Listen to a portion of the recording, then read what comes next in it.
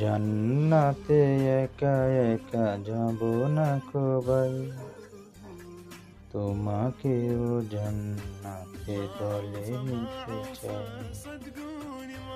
জান্নাতে একা একা যাব না কো ভাই, তোমাকেও জান্নাতে দলে নিতে চাই।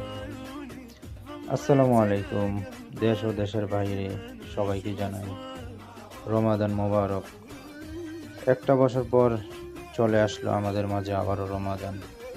গত বছর হয়তো অনেকেই ছিল আমাদের মাঝে, হয়তো তারা এখন নাই। হয়তো আমি আছি, আপনি আছেন, হয়তো আগামী বছর নাও থাকতে পারে। এই জন্য আমরা সবাই আল্লাহর আদেশ নির্দেশগুলা মেনে 5 ওয়াক্ত নামাজ ও 30টা রোজা রাখার তৌফিক দিন। আমরা সকল মুসলমান যে একসাথে জান্নাতে থাকতে পারি। আমিন।